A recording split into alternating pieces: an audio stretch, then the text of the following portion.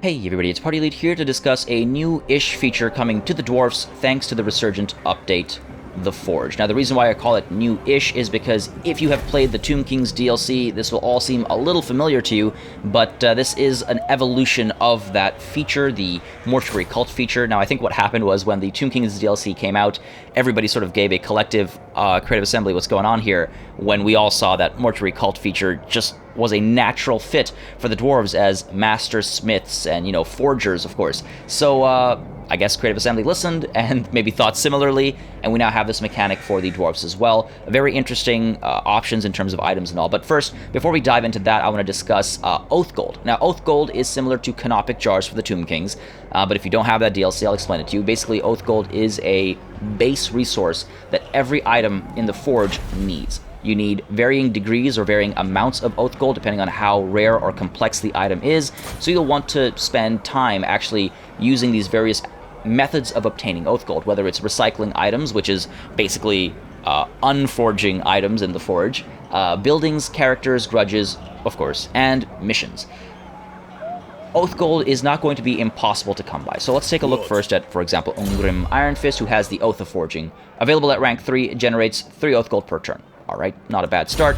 If you take a look at the Runesmith over here as well, you'll see we have Master of the Forge unlocked at rank 3, going up at rank 10, and then finally at rank 15, going from 1 to 2 to 3 Oath Gold generated per turn. Alright, also not bad. And then finally, if we check the building browser over here, you'll see under military support, the armory itself also goes from Smithy, or rather from Armory to Gromrail Forge to Rune Forge, generating 1, 2, and 3 Oath Gold themselves as well. So again, it's not going to be impossible to come by Oath Gold. That would be very frustrating, but you will want to jump on missions and grudges, especially if you're interested in building some of the higher tier equipment that the Forge has to offer. Now, before we do dive into all of this equipment, I just want to point out that the recycle option is the option that allows you to sort of get rid of items and get more Oath Gold through recycling. Now, the reason why you'll want to do that is sometimes some of these weapons, armor pierces, talismans, and enchanted items are geared towards specific enemies, and they'll be useless against others. So you might want to do a bit of a switcheroo, swap around some items for the current situation, for the task at hand,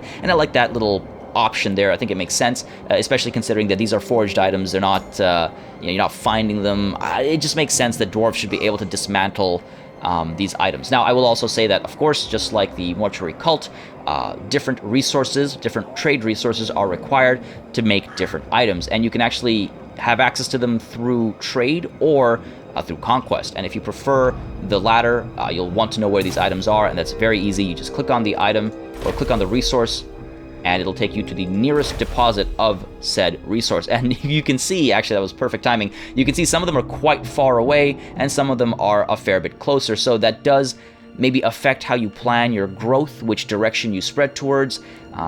So not a bad call at all, using resources and trying to use that as a balancing act to make sure that you have to go through certain challenges to unlock certain items. And again, you can do it through trade as well, and you can see up top over here, it will show you which resources you have access to. Now, enough about the base mechanics that I think most of us are familiar with if you played the Tomb Kings. Let's talk about the items themselves.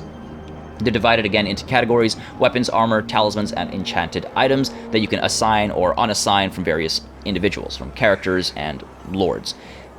Going through the weapons, going through all of these, you'll see some basic things that aren't all that surprising, but you will very quickly start seeing sets. Much like an RPG has sets, we're going to see sets over here. So as an example, we've got like the Ironbeard's axe. That's going to match up in its capabilities to the Ironbeard's armor, and then the Ironbeard's ring over here. And we also have, I think we've got, the Ironbeard's bracers. So you'll see that there are sort of weapon and armor sets, which I think is a nice touch. Again, I love RPing, big fan of that stuff. So I will point the combinations out at the end of this video.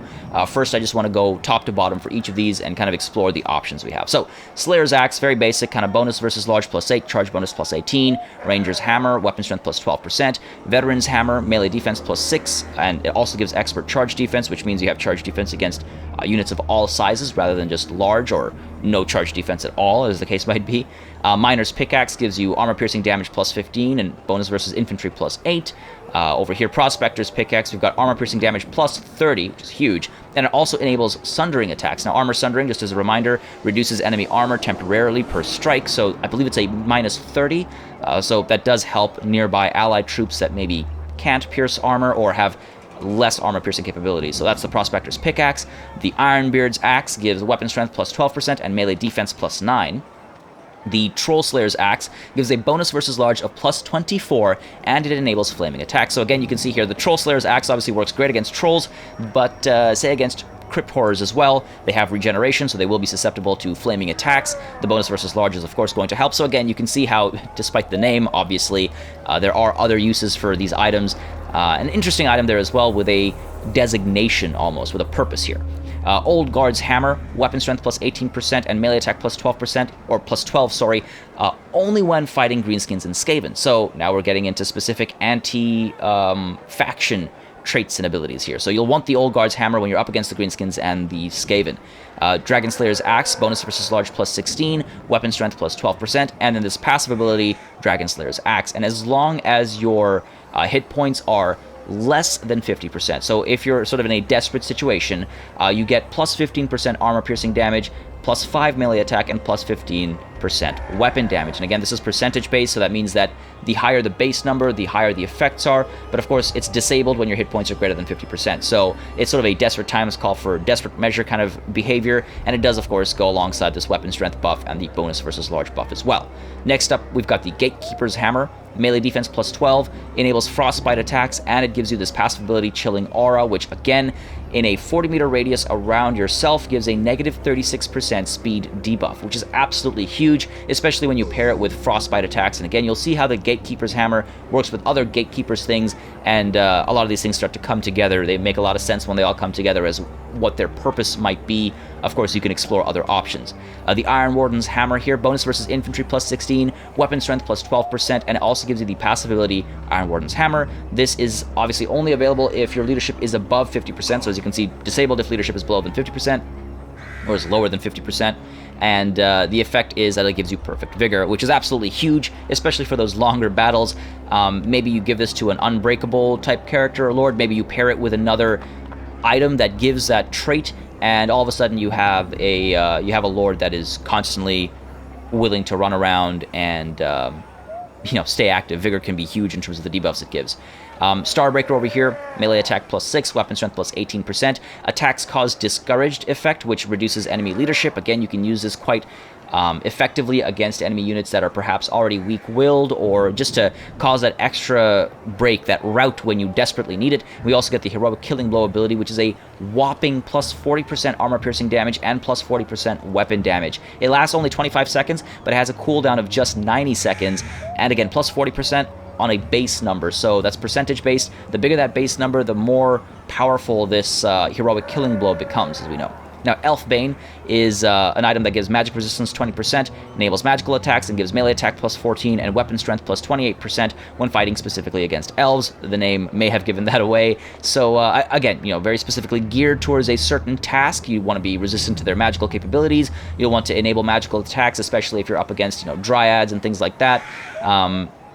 But of course, that doesn't mean you can't use this item elsewhere. Now also, when we're down here, I want to point something out. You may have noticed already, there is this little icon at the bottom right corner of some items. That means that the item can be forged multiple times, whereas some of these items, these rarer items, cannot be forged multiple times. So be very wary of that when you are recycling or making items, that you have these limitations, and keep an eye out for that little icon. Now, that's all the weapons done. Let's take a look at the armor. So we start with the Ranger's Cloak over here, melee defense plus 6, missile resistance 5%, pretty basic. Veteran's Armor gives you plus 14 armor, but reduces speed by 10%, which can be a problem for the already not-so-fast dwarfs. Please don't put me in the book for that, it's just the truth.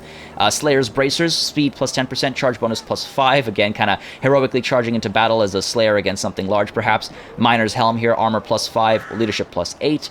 Old Guard's Armor. So now we've got ward save 10% when fighting against Greenskins and Skaven, and that of course works with the Old Guard's weapon we saw as well over here. And again, I'll be showing you all of the matching pairs afterwards, but you can see again the hammer works against Greenskins and Skaven, and of course the armor as well works against Greenskins and Skaven.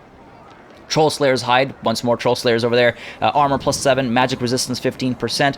Prospector's Mail, this one's really interesting. It gives you the stock attribute and the snipe attribute. So you can pop this on an engineer, for example, and you can roam around and start popping shots off, you know. Good addition. I do like stock, and I really like snipe stay hidden while firing. So an interesting pair of attributes there. Then we've got Ironbeard's armor +14, and fire resistance of 25%. Of course, we can find some suitable spots where we might be up against fire damage very often. Dragon Slayer's Scales, this one's interesting. Physical resistance of 7%, but also the attribute causes terror. Now, not only does that mean that the character carrying or wearing the Dragon Slayer Scales is terrifying, which is great, you know, you can cause a whole line or a flank to break because of that, but perhaps more importantly, it means that the character donning the Dragon Slayer Scales is immune to terror. Again, remember, if you cause fear, you're immune to fear. If you cause terror, you're immune to terror. So this can change a lot as far as the Lord is concerned. Don't put this, maybe unless you want that physical resistance, don't put this on an Unbreakable Lord before you put it on one who's not Unbreakable, just because you want to maybe get that immunity. So plot and plan how you might want to use terror, not only offensively, but also defensively. Now, moving on, I spent a lot of time on that one. Gatekeeper's Helm, armor +7, and the passive ability Gatekeeper's Helm. This gives yourself and allies within a 40-meter radius +11% missile resistance and +22% magic resistance. Again, huge, especially since some units already have missile resistance, and then magic resistance with the Dwarfs, as we all know how that goes. +22% can be absolutely huge while stacking. The Iron Warden's Shield, armor +5, melee defense +12, and this passive ability, the Iron Warden's Shield, that gives a +12% damage resistance as long as health is below 50%. So again, this is sort of a desperate times kind of a thing. When you're not doing so good, that +12% damage resistance is really going to help hopefully turn the tide. Now we have our first sort of non-reforgeable item here, Star Metal Plate, giving armor +10, melee defense +15, missile resistance 10%, and the passive ability Star Metal Plate, and that gives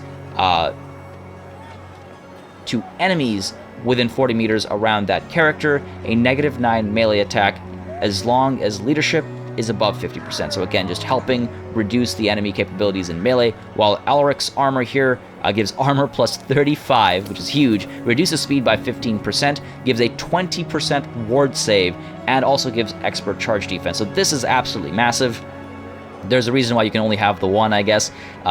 Huge buffs, huge changes. That ward save 20% is going to be crazy against any type of damage, whether it's magical or physical. Extra armor that negates sundering and things like that. If you're in that kind of a situation, +35 armor is basically always a good idea. And expert charge defense, again, just making sure that you're able to sort of hold your ground, brace, and take impact from infantry as well as large units. So that's the armor done. Let's move on over to the talismans. We start, obviously, again, pretty basic. Veteran's Flask here, melee defense and melee attack +3 to both of them. Ranger's Pouch, giving, again, more magic resistance and increasing missile resistance as well. Again, super helpful against certain types of enemies, certain enemy factions, of course. A Miner's Lantern here gives armor-piercing damage +12 and Vanguard deployment. So now you've got the ability to Vanguard deploy a Lord or a hero character. For example, if you send your engineer up front with various rangers Vanguard deployed to give them the buffs nice and early. Maybe you've got one of your lords Vanguard deploying alongside his miners in some of your earlier battles, perhaps. So again, an interesting addition of an attribute there, and pretty cheap to make, in fact. Slayer's Ring gives a ward save of 4%, not the biggest number, but of course, in a desperate situation, the smallest of percentages count significantly.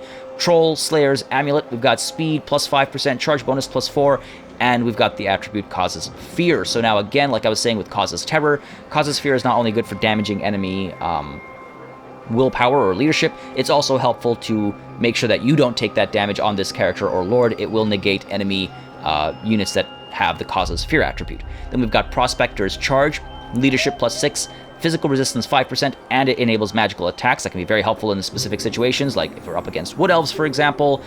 So various uses for the Prospector's Charge here.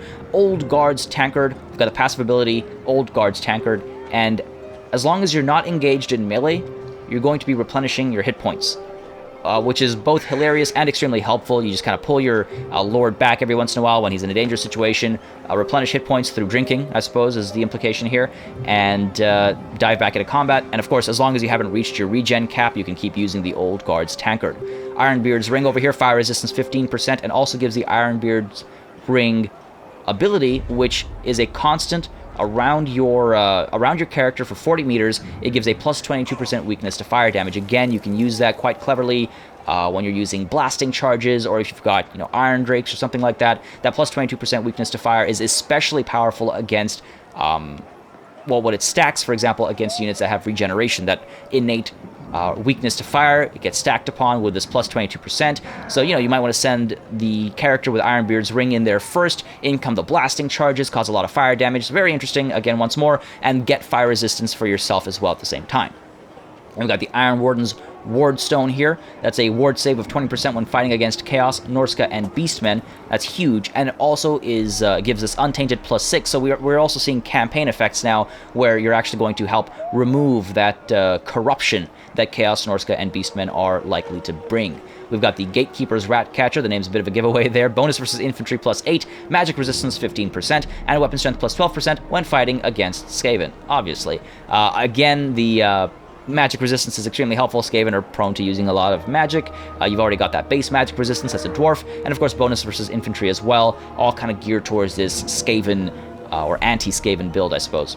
The Dragon Slayer's Fang, meanwhile, is a fire resistance of 30%, which is absolutely huge, and we've got the passive ability as well, Dragon Slayer's Fang, that as long as your... okay, interesting. It just scrolled on its own there. So as long as your hit points are higher than 50%, or rather, as long as your hit points are less than 50%, you get the melee defense buff and the armor buff. Again, this is a desperate times kind of thing, so just making sure that you stay alive. Your survivability is higher when you are weaker.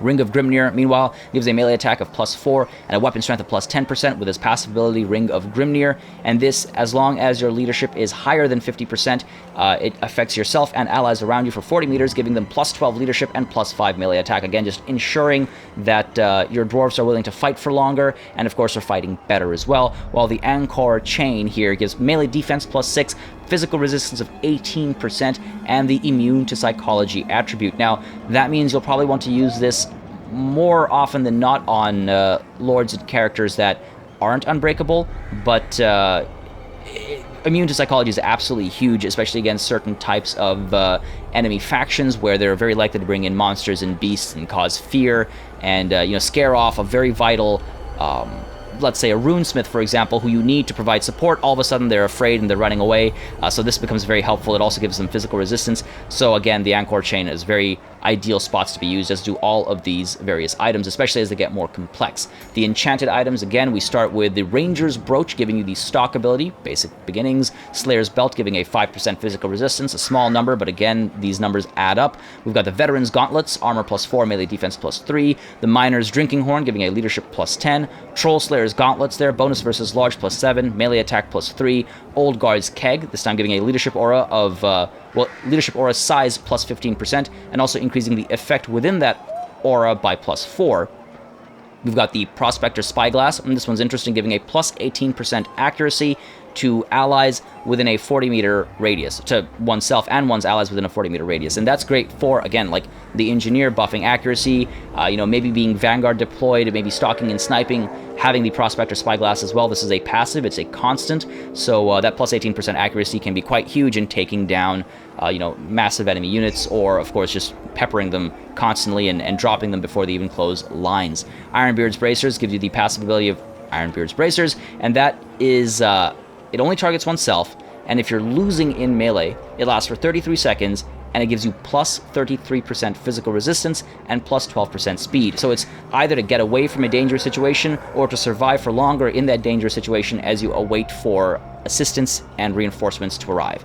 The Iron Warden's Tankard gives the passive ability of Liquid Fortification. Again, as long as leadership is not wavering, it will replenish hit points, and this can stack up with other Tankard-like abilities and items, making sure that you're able to regenerate quite quickly. This also gives the immunity to psychology. I love the implications of just having dwarf beer on the battlefield. Gatekeepers Belt, meanwhile, gives you the passive ability of Gatekeepers Belt, which means that as long as your hit points are below 20%, you get +33% damage resistance. So again, we're seeing something here that is really about those desperate times, calling for desperate measures, really helping you survive when your hit points are extremely low, and it also gives you the Unbreakable attribute. So you do have to be careful, because this unit is no longer going to just run away if things get really hairy. He's going to stick there, area. He's going to fight. He's going to increase his survivability significantly with that 33% increase of damage resistance, but will not run away, so be very wary of the situation at hand.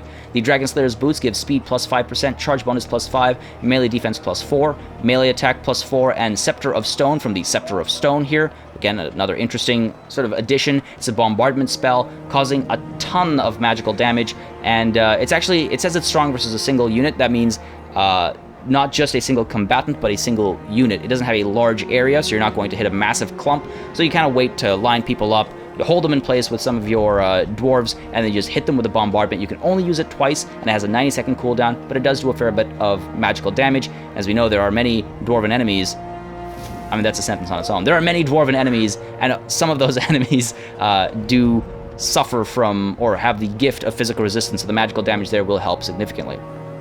The Horn of the Ancestors, meanwhile, gives physical resistance 5%, and also gives the ability here, the Horn of the Ancestors, and that, again, super interesting, allows you to summon an ancestral spirit. You can only use it once in a battle, and it has a 120-second cooldown. Not that that matters, because you can only use it the one time. You just target it on the ground anywhere within 60 meters, and you basically bring about some ethereal assistance.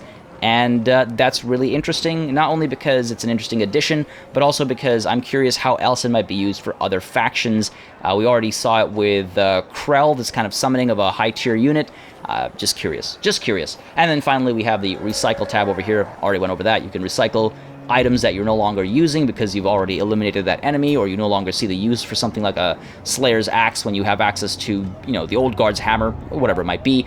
Recycle the item, get some more Oath Gold, and use it to forge more things. Now, as I said earlier in the video, I do want to discuss some of these sets that you can get through forging, because I find them to be quite interesting. So we're just going to switch up the screen over here, and I'll just be showing the sets on screen and describing how all of those abilities and, I guess, attributes and things stack up to make a certain kind of character. So let's hop on over to a different screen.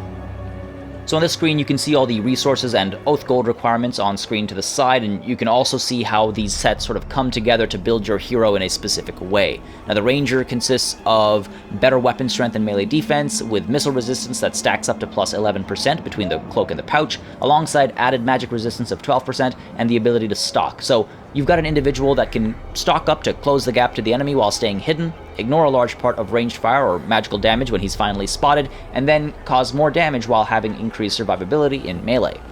The Slayer set is built to charge into combat like a Slayer would, and to survive like a Slayer may or may not want to. You've got a slight buff to bonus versus large, charge bonus that stacks up to plus 23, a speed buff of 10%, and then a ward save of 4%, and a physical resistance buff of 5%. This will help intercept cavalry, and potentially help stay close to them if your angles are right, and it'll also help survivability against some of those more monstrous units on the field. The Veteran is almost the exact opposite of that, built to stand still and take a beating. Melee defense stacks up to plus 12, melee attack goes up by 3, armor goes up by 18, expert charge defense is granted, and all of this is just at the cost of a 10% speed reduction. The Miner gains a massive plus 27 to armor-piercing damage, gets a leadership buff of plus 18, gets extra armor, has bonus versus infantry, and also gets Vanguard deployment. A great set for use against heavily armored enemy units, particularly if they are primarily infantry-based, so, for example, other dwarfs.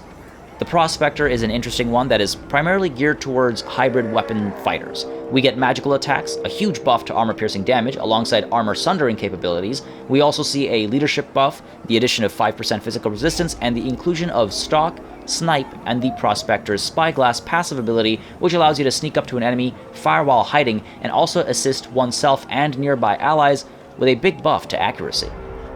The Ironbeard gets a great buff to weapon strength and melee defense alongside fire resistance, stacking up to plus 40%, plus 14 to armor, and the two items, the Ironbeard's Ring to give enemies nearby a weakness to fire, and the Ironbeard's Bracers to increase survivability. The Troll Slayer is built to defeat a specific kind of large enemy unit, with a plus 31 bonus versus large, flaming attacks, melee attack up by 3, armor up by 7, and magic resistance up by plus 15%, as well as speed and charge bonus increases alongside the Causes Fear attribute, you've got an anti-large beast of your own, especially when up against some things that are weak against fire, be they trolls or trees. And again, the addition of the Causes Fear attribute means that this unit will also be immune to fear from the enemy as well.